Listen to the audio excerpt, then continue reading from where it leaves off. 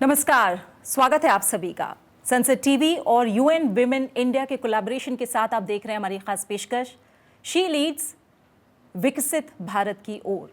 जी हाँ, आधी आबादी जिनकी भूमिका काफ़ी बड़ी है और हम कहीं ना कहीं शी लीड्स विकसित भारत की ओर में तमाम कड़ियों के जरिए बात कर रहे हैं महिलाओं की भूमिका की। और ख़ास तौर से जब हम इस भाग की बात करेंगे तो हम बात करेंगे विमेन एज चेंज एजेंट्स की, role of social norms in society.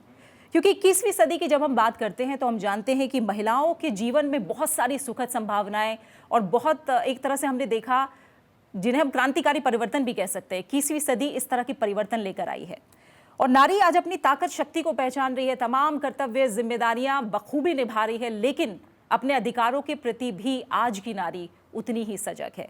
और जहां तक हम देख रहे हैं कि आधी आबादी ने जिस तरह से इस सदी में अपने साहस का परिचय दिया है वो आश्चर्यजनक भी है और कहीं ना कहीं बहुत ज़रूरी भी है। तो जिन सोशल नॉर्म्स की आज हम बात कर रहे हैं, उनके रोल की बात करने जा रहे हैं, खासकर सोशल और कल्चरल नॉर्म्स भी मैं इसमें जोड़ूंगी, वो किस तरह से महिलाओं की भूमिका में एक बड़ी भूमिका निभाते हैं, बड़ा रोल अदा करते हैं, इस पर हम बात करेंगे। क्योंकि कहा जाता है किसी भी राष्ट्र और देश की प्रगति अगर आपको नापनी हो तो वहाँ की महिलाओं की स्थिति देखिए, वो जितनी मजबूत होगी देश उतना ही मजबूत होगा। तो आज हम बात करेंगे कल्चरल एंड सोशल नॉर्म्स की और सीधे तौर पर जानेंगे कि किस तरह से महिलाओं की जो स्थिति है उसमें इनका बड़ा योगदान रहा है, किस तरह से इसमें परिवर्तन आ रहे हैं, ज़्यादा से ज़्यादा लीडरशिप रोल में किस तरह से महिलाएं आज आगे आ रही हैं, क्या कुछ हो चुका है, क्या कुछ करना है, कैसी चुनौतियां हैं, सबके बारे में हम विस्तार से चर्चा करेंगे। और मेरे साथ आज खास मेहमान जुड़ रही हैं, 3 खास मेहमानों का पैनल है और साथ ही मेरे साथ यूएन विमेन इंडिया से वेदा भारद्वाज भी हैं जो मेरे साथ इस चर्चा को आगे बढ़ाएंगी। वेदा। Thank you, Preeti. Welcome, everyone. We are very proud to be associated with Sansad TV for this very special episode. For UN Women and also the conversation today, panel discussion जो है हमारा इतने experienced लोगों के साथ, is mainly also to look at how women leaders, women in leadership positions, what other things do we need to do so that they are able to thrive. चाहे हम economy की बात करें, चाहे हम पॉलिटिक्स की बात करें, चाहे हम अपने डिसीजन मेकिंग रोल्स की बात करें, क्योंकि जो समता और समानता की जो एक सीढ़ी है वो जारी होनी चाहिए और लगनी चाहिए, उसी को ध्यान में रखते हुए हमने ये पैनल भी we are very happy and proud, thank you so much for coming to take this conversation forward. What are those challenges and also what are those opportunities that we can explore so that the way women have been coming forward in leadership positions, they can carry on moving forward in a more enabling and thriving environment. So thank you. Over to you, Preeti, with the discussion. तो आइए जो हमारे खास मेहमान हैं उनका परिचय आप सभी से मैं करा दूं। हमारे साथ डॉक्टर यामिनी आत्मविलास जुड़ी हुई हैं जो कि डायरेक्टर हैं दसरा की। आपको बता दें इनका बहुत लंबा अनुभव है। जब हम डॉक्टर यामिनी की बात कर रहे हैं तो जेंडर इक्वालिटी को लेकर, खासकर जेंडर पॉलिसीज़ को लेकर वो एक बड़ी लीडर रही हैं, इसकी पैरोकार रही हैं और 20 साल से ज़्यादा लंबा इनका अनुभव है। तमाम पब्लिक, प्राइवेट और लोक परोपकार जैसे जो क्षेत्र हैं उसमें इन्होंने काफ़ी काम किया है जेंडर इक्विटी के लिए। दसरा में वो जेंडर इक्विटी और विमेन लीडरशिप प्रैक्टिस को लीड करती हैं। विमेन लीड इंडिया अलायंस की संचालक हैं। और अगर मैं कहूँ तो Yamini has driven systematic reforms in education, health care, employment, including launching close the gender gap, India's first formal employment tracker. आपका बहुत बहुत स्वागत है डॉक्टर यामिनी, शुक्रिया हमारे साथ जुड़ने के लिए। लक्ष्मी हमारे साथ जुड़ी हुई हैं जो कि ऑपरेशंस लीड हैं चंबल मीडिया प्रोडक्शंस में। लक्ष्मी जी की जब हम बात करें तो इनका भी काफ़ी लंबा अनुभव है। सीनियर प्रोड्यूसर हैं चंबल मीडिया जो कि पेरेंट कंपनी है खबर लहरिया की।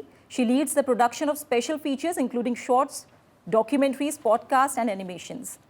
She also has experience in anchoring, editing and voiceover skills. Her career path includes starting as a reporter for Khabar Lahariya in 2010, running the Bihar edition of the print newspaper and heading the production desk in Delhi newspaper. बहुत बहुत स्वागत है आपका लक्ष्मी जी, आपका भी बहुत बहुत शुक्रिया हमारे साथ जुड़ने के लिए। हमारे साथ कृति शर्मा जुड़ी हुई हैं। कृति का भी जो अनुभव है वो आज की इस चर्चा में काफ़ी काम आएगा। यूएन विमेन इंडिया से जुड़ी हुई हैं, प्रोग्राम कोऑर्डिनेटर हैं inter governmental processes UN Women India. Kriti Sharma के पास master of science in criminology Kriti हैं और गुरु गोबिंद सिंह इंट्रस्ट यूनिवर्सिटी न्यू दिल्ली से उन्होंने इसकी पढ़ाई पूरी की, मास्टर्स पूरा किया। She is a social developmental professional backed by work experiences in public and policy advocacy, implementing and managing programs on gender-based violence against women and girls, especially women's safety in public spaces and alternate approaches to education in diverse setting. आपका भी बहुत बहुत शुक्रिया हमारे साथ जुड़ने के लिए। सबसे पहले मैं आप सभी से एक सवाल करूंगी, जब हम बात करें कल्चरल और सोशल नॉर्म्स की, डॉक्टर यामिनी पहले आपसे मैं समझूंगी, मुझे ये बताइए इसकी बात करना भी क्यों ज़रूरी है? क्यों हम कल्चरल और सोशल नॉर्म्स की बात कर रहे हैं? कैसे ये परसेप्शन गढ़ने में बड़ी भूमिका निभाते हैं? और जब मैं कहूँ कि इन नॉर्म्स को तोड़ने में ऐसे कौन से इम्पैक्टफुल ज़रिया रहे हैं या कदम रहे हैं जो आपकी आंखों के आगे से गुजरे हो, जो आपने अनुभव किए हो? Sure.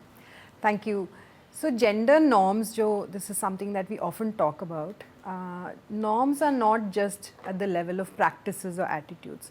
Our entire life, economy, politics, society, these run by certain rules. They run by certain ways that we all agree as a society that we want to lead our life, and this is what success looks like. These are the roles for different people in society. So within that, the role of what we call institutions is very, very critical. And there are formal institutions like policy, law, legislature, etc. And there are informal institutions, and that's where norms becomes a very, very important piece for us to discuss. Norms are informal rules and informal institutional ways that we keep our society running, and we believe that towards a common good we want to advance. Now within that, gender norms have become very, very important for us to shift when it comes to women's advancement. If you look back over the last century, women had very limited access to education. Today there is almost equal representation of girls to boys ratio in higher education. We are at 50%. In some fields it's more girls than boys. That is a overall over time normative shift that one has seen. Second, you take an example of inheritance. So within our lifetimes, within the last century, we have seen changes where women did not have equal access to inheritance within family inheritance. You have seen change in that. You look at registrations of property, especially in urban areas, but also otherwise. Why has that? You suddenly start to see joint ownership or ownership in the name of women. It's because taxation, government has given a tax benefit to register property in the names of women. So these are all, and if you look at some of these examples, whether it's inheritance, education, these are assets, right? As any individual, we need to be able to progress. We need education, we need healthcare, we need access to economic assets and benefits, we need property. This will then allow us individually and as a society thrive. And all societies have been gender unequal at some point in history or another, and all of them continue to have elements of inequality. For example, India has given maternity benefits for 6 months to all in formal employment. In the United States, this is still not available. So, and there is a huge campaign around care and wanting to push this. So, every society has some inequality, and if we don't address those inequalities, so to your question on why should we work on these things, if we don't change them, then we are as individuals robbing our own citizens of the right and the to advance to their own potential and to see and live a fulfilled life.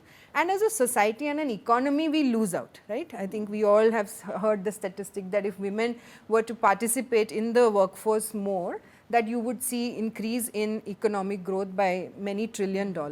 Now, I'll just end by saying it's not just about economic growth, right? It's not just about us wanting to see as people as instruments. And I think that's where the topic of this panel becomes so critical, that we are looking at everyone as agents of change. So if women, we also have a legislation reserving women in panchayats, and this has been a epochal, has seen decades of change.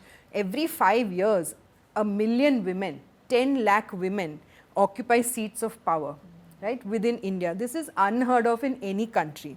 So the opportunity, so what legislation does and what some of these laws especially are very, very critical to changing norms, because what they do is they give you equality of opportunity. Then you're able to take that forward, and then other questions of how far do you go, what are you able to change. So if we don't work on correcting norms, then we are keeping the world of opportunity unequal, and some people will never get even to that point of getting that opportunity. बिल्कुल।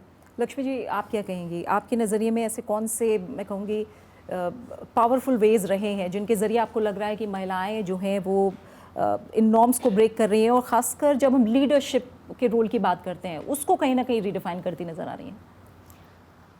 अगर मैं अपने संस्था और company की बात करूं तो हमने जब स्टार्ट किया था 2002 में, वो एरिया बुंदेलखंड था जहां पे महिलाओं को बोलने की आज़ादी नहीं है, वहां अभी भी नहीं है, बहुत कम ही है। और पत्रकारिता एक ऐसा जॉब माना जाता है जिसमें आपको सवाल उठाने होते हैं, और ये आदमी ही हो सकता है। और जिन इलाकों में हम रहते हैं वहाँ पे एक तो औरत, ऊपर से दलित औरत, अगर वो सवाल कर रही है तो ये एक बड़ा बदलाव था। बहुत चैलेंजेस रहे हैं, लेकिन आज हमारे कंपनी की सीईओ है वो एक दलित वुमेन है, और वो वुमेन है, वो किसी एक संस्था चला रही है, एक कंपनी चला रही हैं। तो ये चैलेंज रहा है और ये एक उपलब्धि रही है, क्योंकि पत्रकारिता का काम ही ऐसा होता है ना, क्यों आप सवाल करते हो, और जब सवाल करते हो तो ये आदमियों से हज़म नहीं होता। सॉरी, मैं आप लोगों को नहीं बोल रही हूँ, बट हाँ, कई बार इन चीज़ों का खामियाजा उठाना पड़ा। हमें घेरा गया, धमकी दी गई, ये कहा गया खबर ड्रॉप करो। तुम्हारी हिम्मत कैसे हुई हमसे सवाल करने की? चाहे वो गांव के प्रधान हो, इनफैक्ट जिस अगर महिला हिंसा की खबर करने जा रहे हैं उनके पतियों ने हमें धमकाया, यहाँ के तक के कोटेदारों ने हमको ये धमकाया। और आज की सिचुएशन ये है कि आज हमें वो कॉल करके बुला रहे हैं और कह रहे हैं कि हमारे यहाँ की ये प्रॉब्लम्स है और आप इसको कवर करो। तो ये एक बदलाव, और एक कह सकते हैं ना कि अपनी प्रेजेंस और एक महिला होने के नाते हमने वो जगह बनाई है। यस, ठीक है। तो आपने जैसे कहा कि महिलाएं आवाज़ उठा रही हैं, लेकिन पुरुषों को ये चीज़ समझ में नहीं आ रही है, हज़म नहीं हो रही। तो क्या उसमें भी बदलाव आया? पुरुषों की मानसिकता में कितना बदलाव आया, इसके बारे में भी मैं आपसे जानूंगी। पहले मैं कृति का भी इनिशियल कमेंट लेना चाहूँगी। कृति, आपने एक तरह से जेंडर बेस्ड वायलेंस की बात करें अगेंस्ट वेमेन, काफ़ी कुछ देखा है, पढ़ा है, समझा है। आपको क्या लगता है किस तरह से आज ये नॉर्म्स बदलते नज़र आ रहे हैं? Okay, thank you for the question. जहाँ तक मैं लीडरशिप की बात करूँ और महिलाओं की लीडरशिप की बात करूँ, लीडरशिप को अगर हम एक बहुत ही ट्रेडिशनल परिप्रेक्ष्य में समझें तो लीडरशिप की डेफिनेशन बहुत ही मैस्कुलिन डेफिनेशन रही है हमेशा से। जो पुरुषों के ट्रेट्स हैं, पुरुषों के जो ट्रेट्स की वो एक बहुत ही ऐसे अपटाइट होगा, एक तरीके से लीड करेगा, और वो जो डेफिनेशन थी उसी को हम अपना मापदंड समझते हुए आगे बढ़ रहे थे। लेकिन जब हमने महिलाओं को देखा लीडरशिप रोल्स में और किस तरीके से लीडरशिप की डेफिनेशंस को बदलते हुए देखा, जब महिलाएं किसी प्रोजेक्ट को लीड करती हैं वो सबको साथ लेके चलती हैं, सबकी बातें सुनती हैं, बहुत ही creative, innovative, community driven, community led projects और अप्रोचेस महिलाओं की लीडरशिप और महिलाओं के द्वारा जो प्रोजेक्ट्स लीड किए गए उनमें दिखा गए। तो अपने आप में जो लीडरशिप का परिप्रेक्ष्य है, लीडरशिप के जो दायरे हैं, उसकी जो डेफिनेशन है, उसमें बदलाव आया है। और ये चीज़ हमने अपने प्रोजेक्ट्स में भी देखी है, अपनी संस्थाओं में भी देखी है, उन एनजीओ के साथ जिनके साथ हम साथियों के साथ काम करते हैं उनके साथ भी हमने देखी है। तो लीडरशिप इस तरीके से बदल रही है, लीडरशिप के मायने इस तरीके से बदल रहे हैं। So coming to you, Yamini, you mentioned that the role of institutions are very critical. So towards that same end, what do you think are the key barriers that women often face in leadership positions in different sectors? And because we are talking about some institutional change, what do you think would be critical in terms of policy and structural change so that they are able to surpass those barriers? Okay. When you think of barriers, they are at maybe 4 levels, right? And you can use different theoretical frameworks, but there is an individual set of barriers. Do I have the capital, whether it's the social capital, do I have the knowledge, the attitudes, the skills required for leadership and to get from one level to the next level. The second one is interpersonal networks. I think we've all heard that networks are what matter the most when it comes to advancing and organizational sort of in organizations and in any field. Networks is the second one. The third one is at the organizational level. Am I working in an organization that is actually able to make any space for me, and is it really interested and invested in my advancement and our growth? And the fourth is at the level of policy, right? So these are, let's take this 4. So within this, I would say all 4 are important and there are barriers at all 4 levels, but a lot of our focus goes on the individual level. Doctor Yamini, बहुत सारे important points हैं जो आपने उठाए हैं, और जहाँ तक आपने केयर सपोर्ट की बात की, तो care support sharing the load, इस पर एक अलग चर्चा भी हमने की है, और उसमें भी बहुत सारी महत्वपूर्ण बातें हैं जो सुनने लायक हैं, समझने लायक हैं। लक्ष्मी जी, मैं आपके पास आऊँगी। आपने कहा कि एक बड़ा बदलाव बुंदेलखंड में खासकर जब आपने काम किया, तो महिलाओं की कोशिश थी कि अपनी बातों को वो बताएं। तो जब मैं मीडिया या स्टोरी टेलिंग की बात करूं, तो उसमें किस तरह से आपने बदलाव देखा है, किस तरह की कहानियां आई हैं जो सामने आ पाई, और क्या उनके ज़रिए, जैसे मैं पहले भी कह रही थी, कि पूरी कम्युनिटी की सोच में कुछ बदलाव आया है क्या? डेफिनेटली इसमें बदलाव तो आया, लेकिन अगर मैं स्टार्टिंग से ये बात करूं तो एक ये होती है ना कि खबर, अगर मान लीजिए इस टाइम पे क्लाइमेट चेंज हो रहा है, वो हर किसी पे असर डाल रहा है और बराबर से असर डाल रहा है, लेकिन इसका महिलाओं पे क्या असर होता है, और ख़ास करके अगर वो दलित महिला है, या सिर्फ मैं महिला ही नहीं बोलूँगी, अगर दलित समाज है उस पर कितना असर हो रहा है, इस बारे में कोई बात नहीं करता है। जो खबरें हम अभी उठा रहे हैं, हम जब स्टार्टिंग में गए थे फील्ड में तो हमें भी यही कहा गया था कि ये महिलाएं हैं और महिला पत्रकार हैं। चलो एक टाइम के लिए मान लिया कि महिला पत्रकार हैं, तो आप तो महिलाओं वाली खबरें ही करोगे। तो कहते थे आपकी तरह की खबरें नहीं हैं, या फिर आप चले जाओ गांव में और महिलाओं से बातें कर लो। तो ये खबरें होती है, और ये मान्यता थी महिला पत्रकार की। तो अभी अगर हम जो खबरें करते हैं, चाहे वो डॉक्यूमेंट्री के वे में हो, चाहे वो पॉडकास्ट के वे में हो, लेकिन अगर क्लाइमेट चेंज हो रहा है, बाढ़ आ रही है, तो पलायन कौन कर रहा है, और अगर पलायन करने के बाद का जो परिवार का वज़न है वो किस पे आ रहा है। साथ ही अगर खर्चे कम हो रहे हैं, खेती दह जाती है, तो उसके खर्चे कौन उठाता है, उसकी कोई बात नहीं करता है, क्योंकि महिलाओं को तो वैसे भी लोग किसान मानते नहीं हैं। कभी भी किसी भी पैंडेमिक के टाइम पे महिलाओं को, और ख़ास करके ग्रामीण महिलाओं को, बहुत साइडलाइन किया गया है, और ये न्यूज़ हेडलाइंस में होता है। किसानों ने आत्महत्या कर ली, ये बड़ी हेडलाइन होती है। उस किसान के आत्महत्या करने के बाद के परिवार का क्या हो रहा है, इसके बारे में कौन बात कर रहा है? कोई भी नहीं।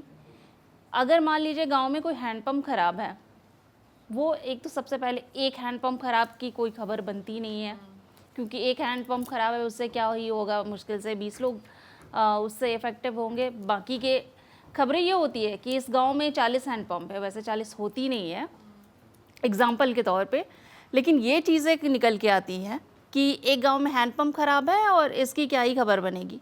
लेकिन आप क्या जानते हो कि उस एक हैंडपम्प ख़राब है वो कौन से इलाके का हैंडपम्प है? क्या इस पे गौर किया जाता है? अगर वो हैंडपम्प ख़राब है तो पानी के लिए कौन सुबह उठता है, कौन घंटों ट्रैवल करके जाता है, सर पे पानी उठा के लेके आता है? वो घर की महिलाएं होंगी, वो घर की लड़कियां होंगी। अगर लड़कियां हैं वो पानी लेने जा रही हैं, तो स्कूल किसका छूटेगा? उन महिलाओं का छूटेगा, उन लड़कियों का छूटेगा। सुबह जल्दी और ज़्यादा काम का भार उन पे होता है। तो ये पर्सपेक्टिव आ नहीं पाता है मीडिया में, जो उठाने का काम हम करते हैं। एक प्लस पॉइंट भी होता है कि जब भी खबरें होती है, तो खास करके जब ग्रामीण इलाकों में या महिलाओं से बात करनी होती है, तो कई बार वो फ़ायदा हमें मिलता है कि आप गांव में जा सकते हो, लोगों से बात कर सकते हो, और आराम से किसी के भी घर में जा कर के बात कर सकते हो, जो कि बाकी मीडिया के लिए थोड़ा मुश्किल होता है। खास करके जब हम महिला हिंसा की और रेप जैसे केसेस क्या करते हैं, रिपोर्ट करते हैं, तब उनको भी कई बार लगता है, उनको ये लगता है ये महिला वाली खबरें हैं, तो आप करो और आप हमें दे दो। क्यों भाई? तो ये चीज़ें हम करने का काम कर रहे हैं, और इस तरीके से वहाँ की कहानियों को उठाते हैं और वो नज़रिया लेकर के आने का ट्राई कर रहे हैं, जो कि मीडिया से गायब है कहीं ना कहीं। चाहे वो रोज़गार की बात करते हैं, हम कहते हैं बहुत बेरोज़गारी हो गई है। बेरोज़गारी में कभी भी आपने सुना है कि इतनी महिलाएं बेरोज़गार हो गई हैं, इतनी लड़कियां हैं जिनको जॉब नहीं मिली है? क्योंकि उनको तो माना ही नहीं जाता है कि ये जॉब भी करेंगी, और वो सोच डेवलप ही नहीं कर पाते हैं, क्योंकि उनको बचपन से भी ये भी सिखाया जाता है कि आपका काम है भले ही पढ़ाई कर लो, लेकिन कहीं ना कहीं परिवार ही संभालना है। जैसे आपने बताया कि अगर वो करियर में, चलो ठीक है, लड़के जॉब कर लेगी, जॉब करने के बाद ससुराल की जिम्मेदारी होती है। अगर आप एम्बिशियस हो और काम पे ज़्यादा फोकस करते हो, वो आपको ताने मिलते हैं। शाम को अगर एक आदमी लेट आता है तो ये कहा जाता है भाई ये तो मेरा बेटा बहुत थक के आया है, इसके लिए चाय लेके आओ, कॉफ़ी लेके आओ, इसकी सेवा करो। अगर एक औरत आएगी लेट तो वो गिल्टी होकर के आएगी कि भाई मैं तो लेट हो गई हूँ, आज तो खाना नहीं बना होगा, आज मेरे बच्चे कहाँ रहे होंगे। कई बार इनफैक्ट मुझे कई बार गिल्टी फील होता है जब मैं बाकी लोगों को देखती हूँ कि वो अपने बच्चों का टिफ़िन बना के देती हैं, मैं नहीं कर पाती हूँ।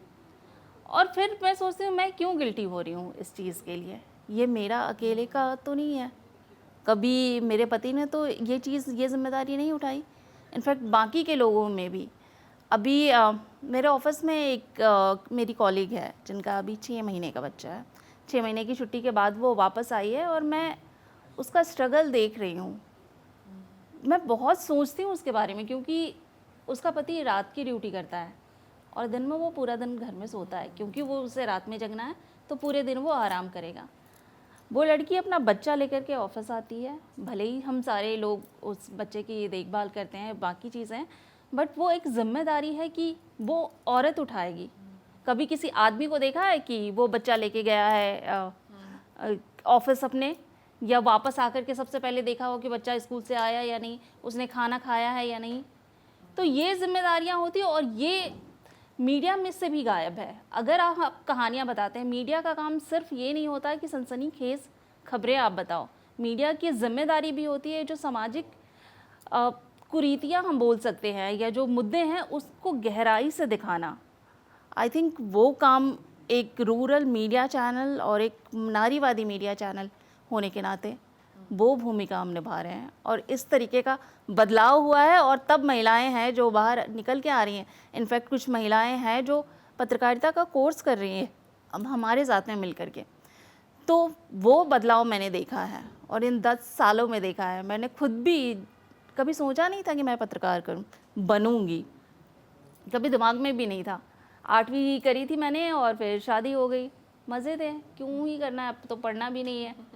लेकिन फिर भी घर के लोगों ने, टचवुड ससुराल के लोगों ने बोला कि बैठ के झक मारने से अच्छा है पढ़ाई कर ले। तो मैंने भी सोचा चलो ठीक है, मैं भी पढ़ लेती हूँ। 2 बच्चे होने के बाद, मतलब लगभग 6-7 साल के गैप के बाद मैं 10वीं करी, फिर 12वीं करी। 12वीं में अच्छे नंबर से पास हुई। फिर मुझे भी थोड़ा लालच हुआ कि मुझे ग्रेजुएशन करना चाहिए। जब ग्रेजुएशन में एडमिशन लिया तब मुझे पत्रकारिता की ट्रेनिंग का ऑफ़र आया था खबर लहरिया से। उस टाइम भी ये नहीं था कि मुझे पत्रकार बनना है या कुछ काम करना है, नौकरी करनी है। क्यों ही करनी है, क्योंकि हमें ये सिखाया नहीं गया है। आदमी है, कमा रहा है, हमें खाने को मिल रहा है, इससे ज़्यादा सोचना भी नहीं है। बट वो 15 दिन मैं कह सकती हूँ मेरे दिमाग में ये आया कि हम नौकरी करना ज़रूरी है या हम भी कुछ हैं, मेरी भी आवाज़ मायने रखती है। वरना घर में सब्ज़ी बनाने से पहले भी एक लड़की को या ख़ास करके महिला को जो ससुराल में है उनको पूछना पड़ता है कि रात की सब्ज़ी क्या बनेगी। आप लोगों से सवाल नहीं पूछोगे कि हाँ अगर इस गांव में डेवलपमेंट नहीं हुआ है तो उसके पीछे का रीज़न क्या है, वो बजट कहाँ गया। अगर आपको वो मौका मिलता है, वो सत्ता मिलती है, तो उससे बड़ी चीज़ क्या ही हो सकती है। बिल्कुल, जो रोल ऑफ मीडिया की आपने बात कही है, आप लोग अपनी खबरों के ज़रिए, सनसेट टीवी अपने ज़रिए, यूएन विमेन अपने स्तर पर, हम लगातार ऐसे मुद्दों को उठा रहे हैं और हम चाह रहे हैं कि ज़्यादा से ज़्यादा ऐसे मुद्दों पर मंथन हो और आवाज़ें सही जगह तक पहुंचती रहें।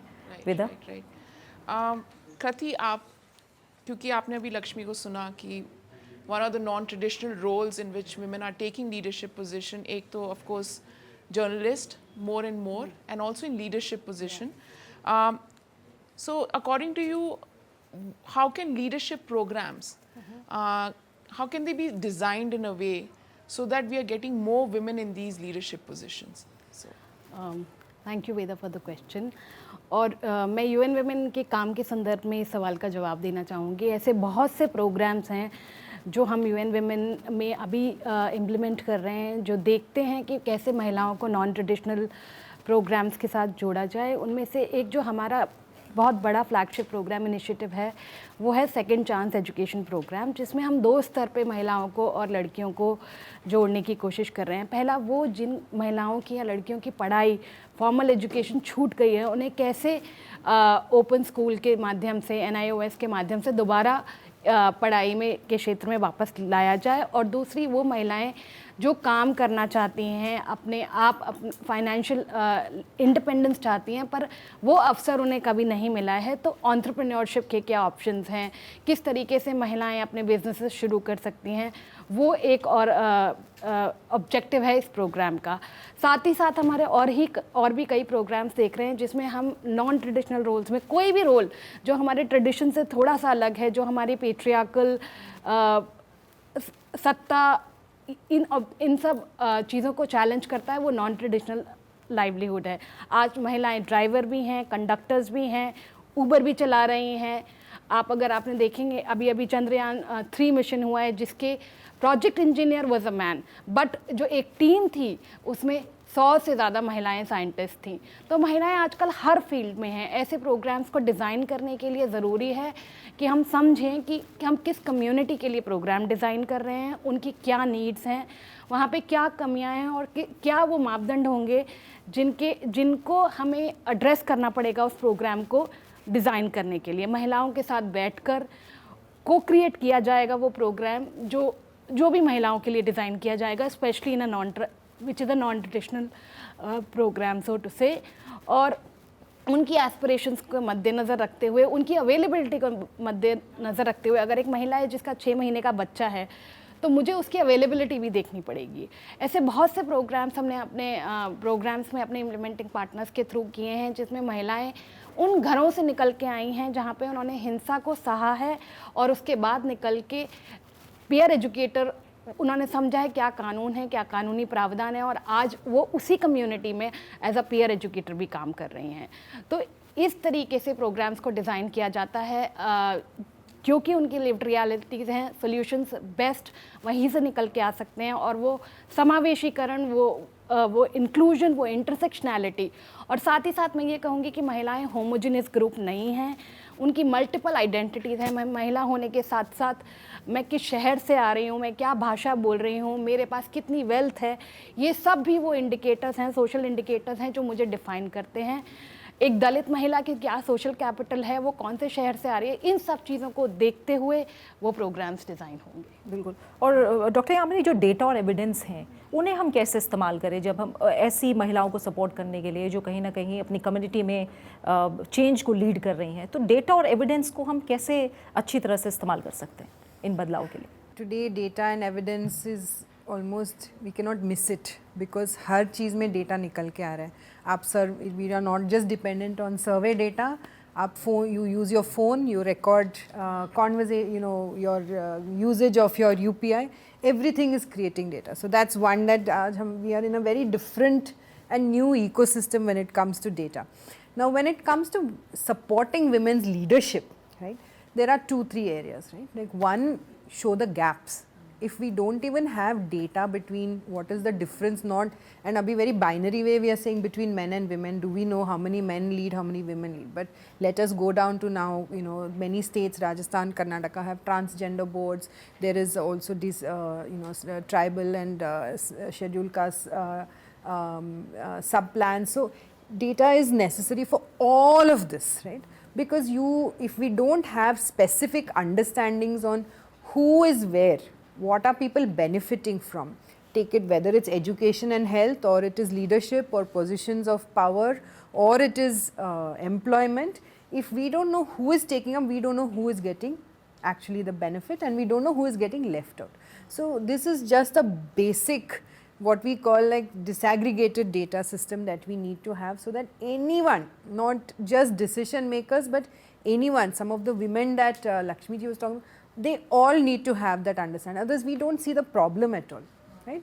We don't see the problem, so then we don't try to solve it. So this is like almost a given. Second, I think, is this whole question of looking at both quantity and quality. I think we all think data, we think, okay, let's just get to numbers. What this proportion, that proportion, okay, 30%, 70%, 20%, and we say, okay, we just need to go from this much to this much and it's done. If you look at, for example, India's public health programs, you look at immunization is a very good story where you see almost gender parity when it comes to, complete gender parity when it comes to take up of immunization between girls. But in many states, that gap existed between girls and boys getting immunized. But why was it closed? Because somebody in the local leadership actually, and that local leadership includes our ASHA workers and our Anganwadi workers, right? So I am seeing women leadership as very, very diffused. Who is there who is accountable for change and who is there who is able to take that action?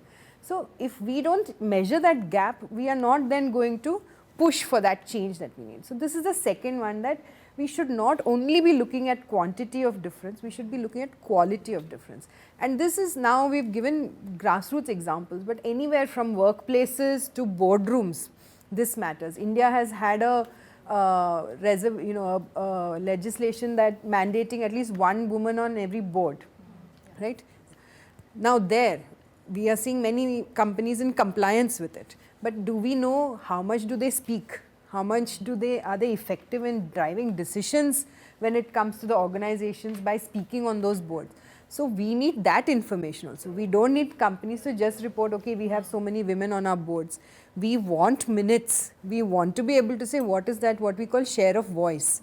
How much of that share of voice and share of decision making are women able to drive? Because then you get momentum by saying this is the agenda that one must support, right? So that's the second piece. The third, I think, for me is what you talked about, gender, aapne data and evidence ki baat ki, but there is also the gender data that we talk about. So I'll just spend 30 seconds on that. And what is gender data? It's not, it is, yes, data on women, for women, etc., measuring gender gaps. But India is also one of the few countries in the world that is measuring something called time use. Right? And we've just completed the second. This time use statistic is one of the most critical when it comes to understanding many, many things. And I'll spend a little time just giving a little history on this, right? To me, it's one of the most important indicators of gender data, because we 30, 40 years ago, this goes back to the 90s, so many were not born, of course, in this audience. But when India was trying to measure what is the extent of informal work in the country between men and women, both of men and women, because informal work is hidden, nobody. So, and when you ask the question, do you work? Women will always say, no, I don't work. Many informal workers are not supposed to say that they are doing some, they also don't know, because you just think work means an office or a workplace and I'm going there to work. So this is, so the evolution of asking this question, all your activities for the day, what all have you done today and what all was paid, right? This was such a critical, and today it feels very normal for us to think about, yeah, of course, like why wouldn't I ask this if I was trying to understand? But it was revolutionary when it was designed, and it not only gave us insights into informal work that people do. So a very well-known economist talks about the Golgappa syndrome, right? And so she talks about how in the market, the man is the one selling the Golgappa, so that Golgappa stall or whatever, even if it's an informal business, is his.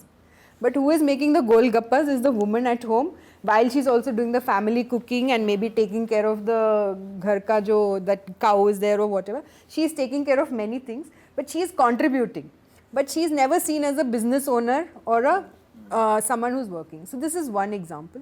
The other example, of course, is what we've been talking about, the estimation of care work. Where all does women's time go in others? So I think data and evidence is not sufficient, but it's necessary for us to really understand many, many things, and it can really support what we want to change and champion when it comes to women's leadership. Yeah, yeah. And to your point also, that whole thing about measuring the change is very important as in terms of the quantity.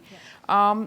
So Krati, to what Yamini was talking about, one of the things with the whole time use कि आपका दिन कब शुरू होता है, जब when we go through it, despite all these challenges, you have women who are leading a lot of enterprises, whether also in education, like Yamini quoted, you know, the education, it has increased, of course, literacy levels have increased, or in employment. So what do you think, according to you, keeping intersectionality that you spoke about, would be those key initiatives that has happened in the past that you're aware of, or that you think should also continue happening, or new things should come forward? If you can just share something. In the social norm spaces, right? In the social norm space, cultural space, Yeah. that you want to talk about. there are various things that are already happening, and some of these things can definitely be. I would just shed light on some of these programs, especially again in the context of the work that we are doing at UN Women. We are working in the rural sectors.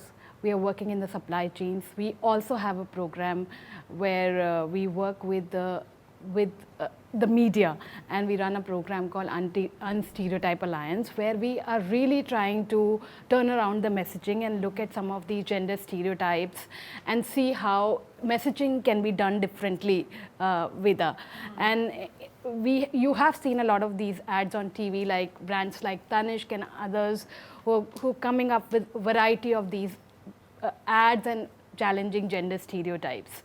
The other thing is, like, I'll draw example from the work that we are doing in our supply chains, where we see कि महिलाओं की क्या भूमिका है supply chains में, और क्यों क्या ज़रूरत पड़ी इस तरीके के प्रोग्राम्स डिज़ाइन करने की, कैसे महिलाएं सप्लाई चेन में आई और उन्हें वहाँ पे किस तरीके की प्रॉब्लम्स आ रहे हैं, क्या ज़रूरत है सेफ्टी पे काम करने की. तो हम जैसे हमारा एक प्रोग्राम है, एक flagship initiative really looking at safety of women, महिलाओं की सुरक्षा पब्लिक स्पेसेस में देखना और समझना कि कैसे हम सार्वजनिक स्थानों को महिलाओं के लिए सेफ बनाएं. ये कार्यक्रम जब हमने शुरू किया, पहले हमने शहरों के संदर्भ में समझा और इसे फिर हम रूरल स्पेसेस में भी लेके गए. हमने देखा टी गार्डन्स में, टी एस्टेट्स में महिलाओं के साथ क्या हो रहा है, वहाँ पे किस तरीके से सेफ्टी, और ये सारा काम वहीं लोकल महिलाओं के साथ उन्हीं की लीडरशिप को आगे बढ़ाते हुए हमारे पास टूल्स हैं, हमारे पास मेथडोलॉजीज़ हैं, लेकिन ये जिनकी समस्याएं समाधान भी उन्हीं के पास हैं, उन्हीं के साथ मिलके हम समाधान तक पहुंच सकते हैं. तो उन्हें उन टूल्स में ट्रेन करना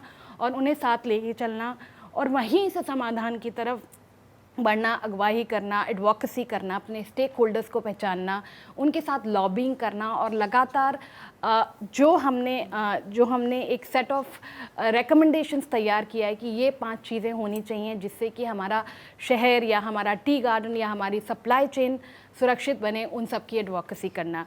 एक हमारा, आपको पता होगा, देश में कानून है प्रिवेंशन पॉश एक्ट, जिसके तहत किस तरीके से महिलाओं के लिए जो उनके कार्यस्थल हैं उन्हें सुरक्षित बनाया जा सकता है. तो उसे भी समझने की ज़रूरत है कि इतनी सारी महिलाएं वर्कफोर्स से निकल जाती हैं क्योंकि उनके साथ किसी ना किसी तरीके की हिंसा उस वर्क प्लेस पे होती है.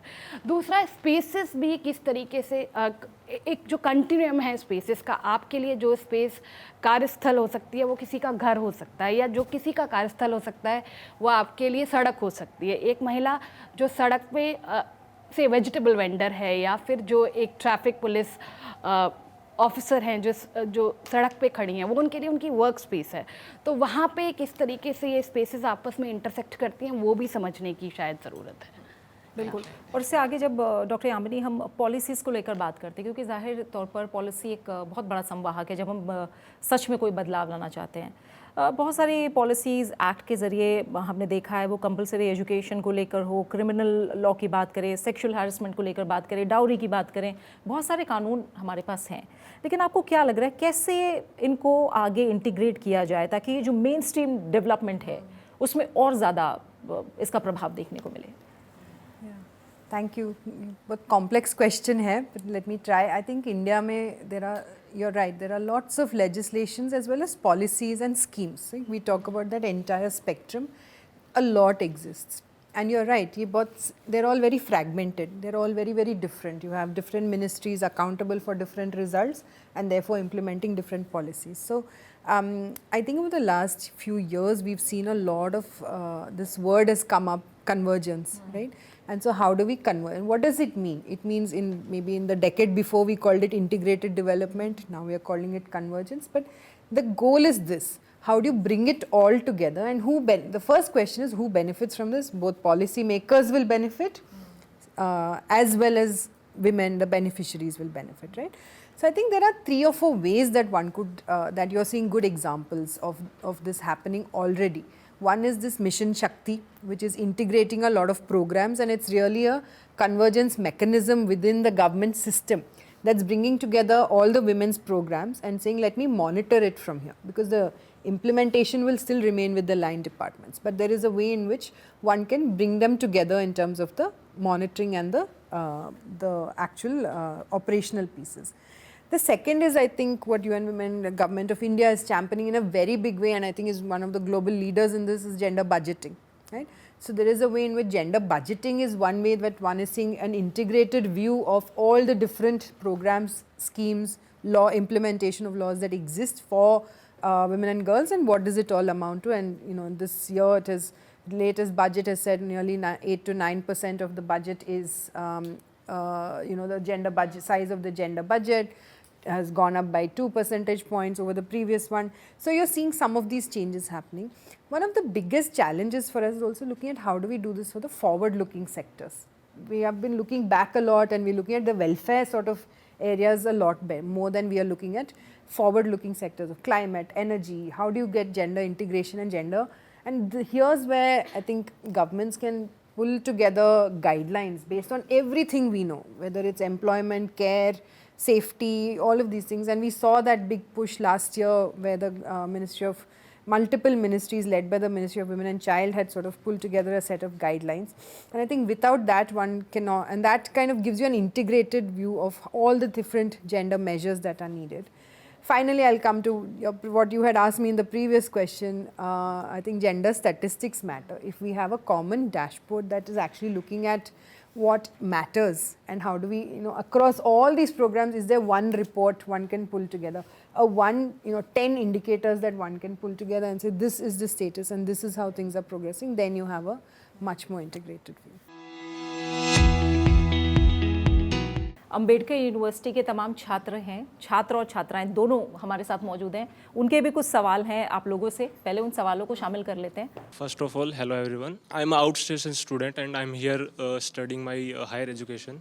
So when I did each and every task of mine myself here, I realized that the amount of hard work our mothers and sisters have been putting for years and years for accomplishing our daily tasks, that generally or mostly goes unnoticed, no? So as Lakshmi ma'am has also mentioned that men are portrayed as breadwinners of societies, and also the Golgappa syndrome, as you mentioned, the same thing is portrayed in that. So what steps should state as whole and we youngsters, as we are pillars of Viksit Bharat, should take in this way to change this perspective from that, okay, men are breadwinners, okay, but women at core are actually the bread makers of the society. Thank you.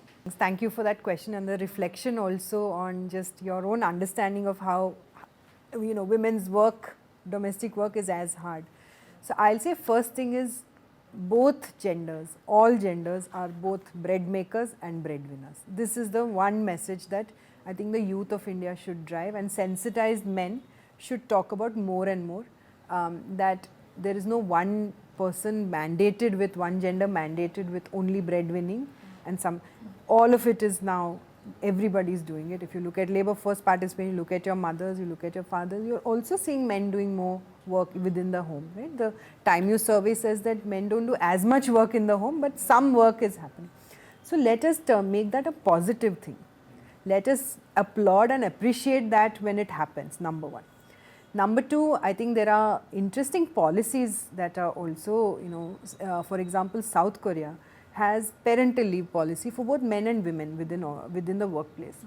And it is an opt-out policy. So if a man does not want to take parental leave, and in most examples you see in organizations, men will not take parental leave, women will take it, because we have, you know, because you lose out on, or you know, you fear that you will lose out on opportunities and visibility and by being on leave.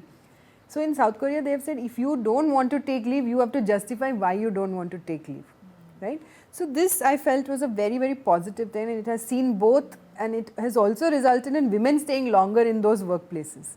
So there are some examples where I think you know, at a policy level, I think really examining the possibility for India for having a common parental leave policy, equal leave for both men and women, so that workplaces, employers also should not see having a young woman at work as a burden, right? And you almost always hear this, there is a cost associated with having women because of some of these perceptions. So this is one.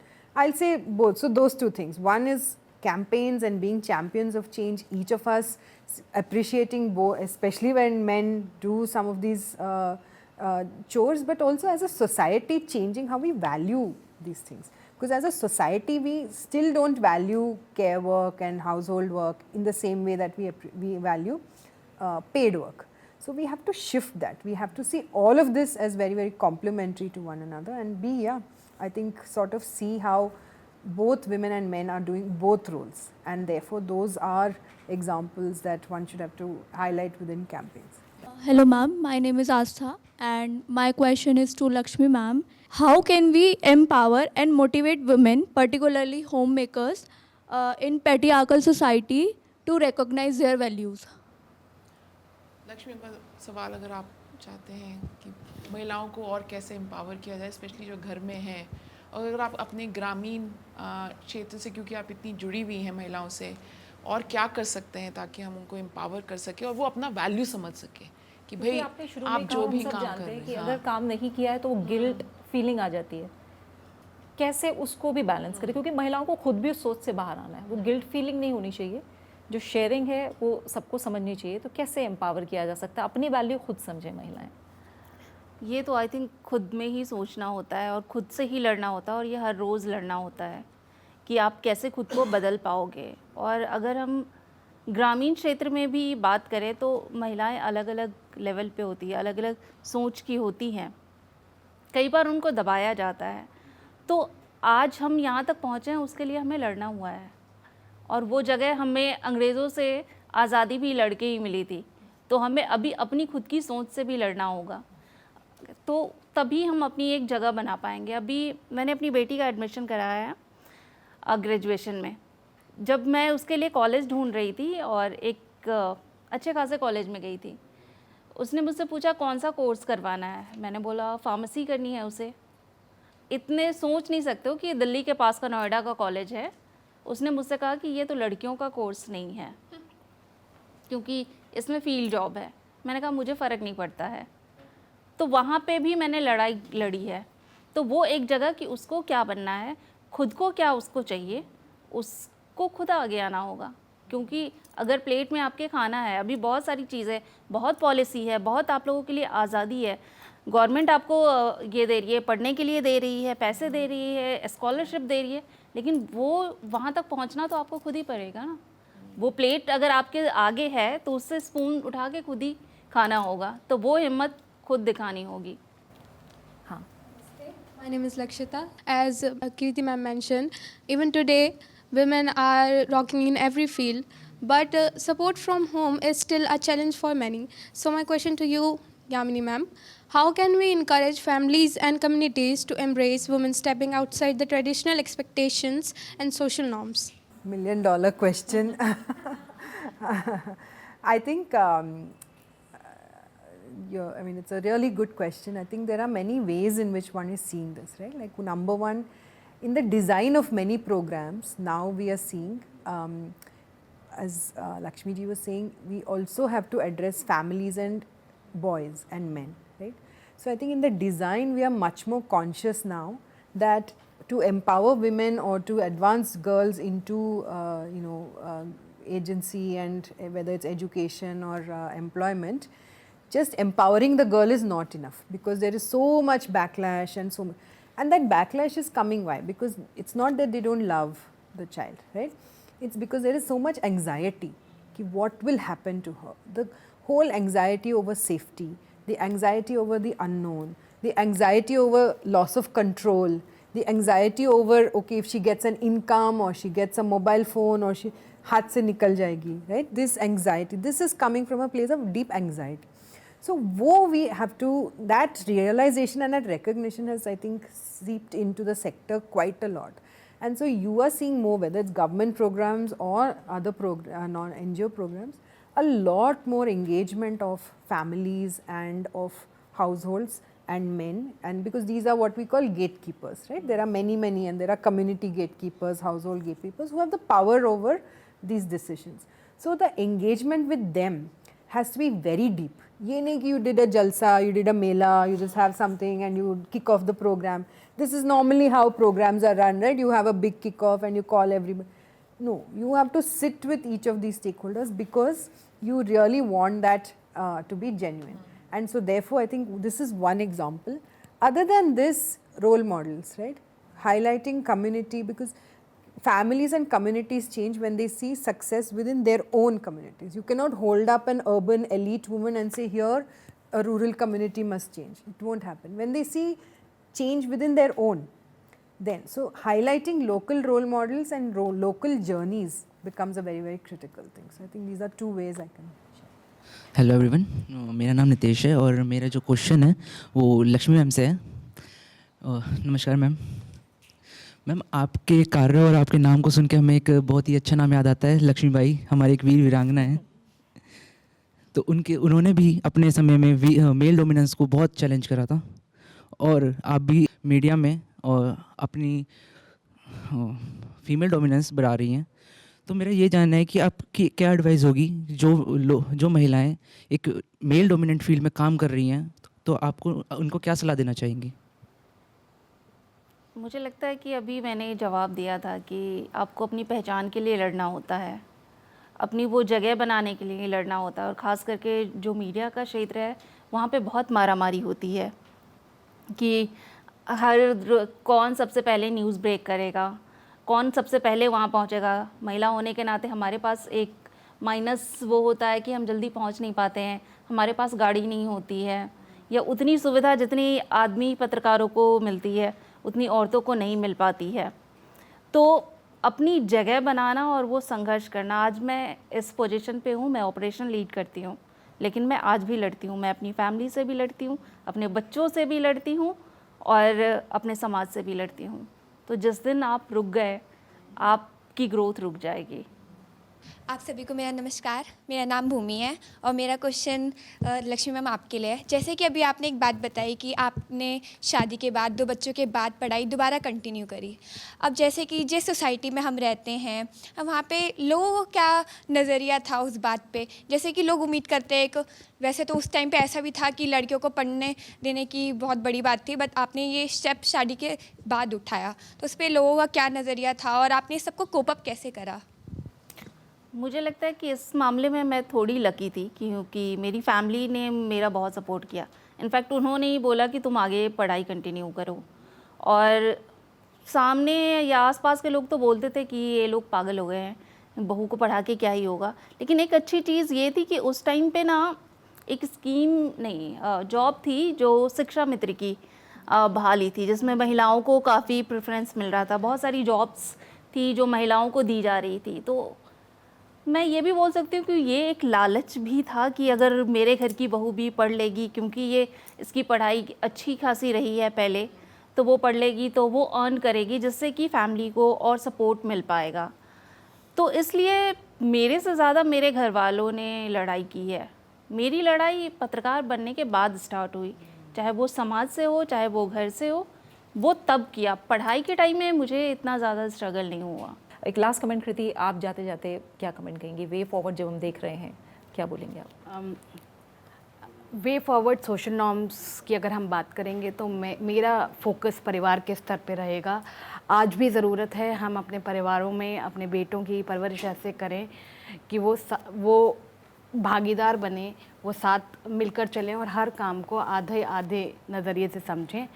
और साथ ही साथ हम घर को एक ऐसी safe space create करें जहाँ पे बच्चे, बेटियाँ, बेटे अपने मन की बात खोल के रख सकें, और इस तरीके से सोशल नॉर्म्स समय के साथ और बदलें। डॉक्टर यामिनी, आपका क्लोजिंग कमेंट रह गया था, आप क्या मैसेज देंगी?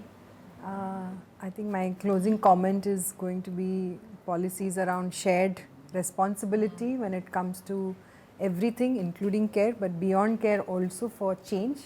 And second, I think inviting men and boys to be equal stakeholders in change for themselves as well, because when we have better empowerment, better policies, better workplaces, it is a transformation for all of society and everybody benefits. तो आपके नज़रिए में जाते जाते लक्ष्मी जी, आप क्या कहेंगी? और ख़ास तौर से जब हम बात करते हैं आजकल के युवाओं की, आजकल की महिलाओं की, लड़कियों की और आजकल के पुरुषों की भी, तो कितनी बदली मानसिकता आप देख रही हैं? कितना होप हम रखें क्योंकि भारत अब 2047 में एक विकसित राष्ट्र बनने वाला है और उसकी तस्वीर भी बिल्कुल उजली नज़र आए। कहीं कहीं ऐसी जगहें हैं जहां अभी और काम होना बाकी है।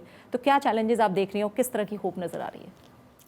डेफिनेटली बदलाव तो बहुत हुए हैं, लड़कियां आगे बढ़ रही हैं। आज हम पैनल पे सारी महिलाएं हैं, तो ये बदलाव है जो आज से 10 साल पहले या 15 साल पहले जब मैंने ज्वाइन किया था तो नहीं थी। मेरे इलाके में तो बिल्कुल भी नहीं थी। मैं पहली महिला थी जो बाहर निकल के काम कर रही थी और पहली पत्रकार भी थी।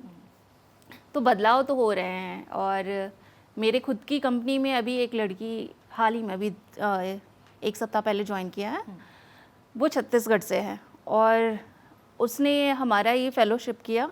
उसके बाद उसको पत्रकार बनना था और उस फेलोशिप के पैसे से उसने पत्रकारिता की पढ़ाई की है पूरी। तो वो एक बदलाव तो है।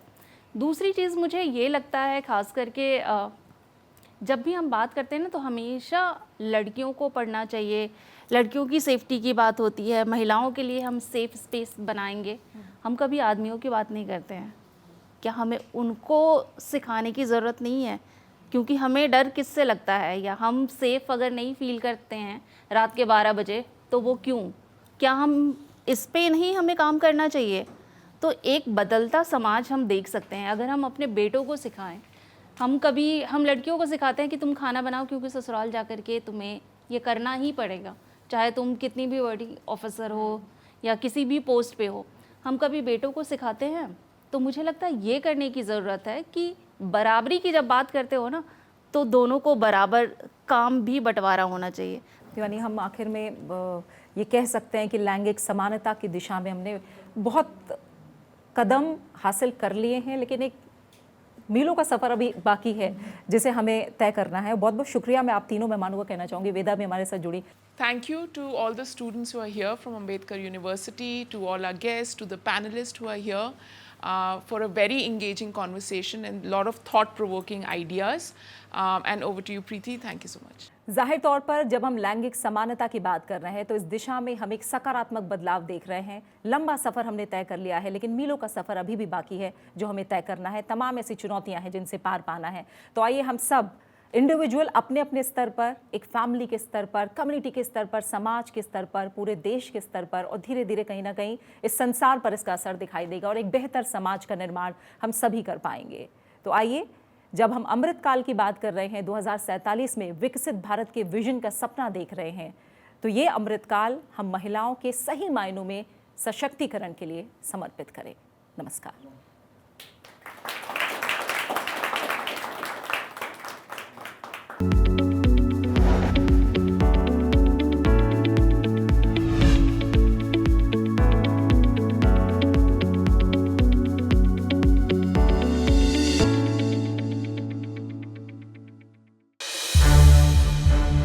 संसद टीवी के और भी प्रोग्राम्स देखने के लिए सब्सक्राइब करें हमारा YouTube चैनल और हाँ, इन्हें लाइक और शेयर करना ना भूलें।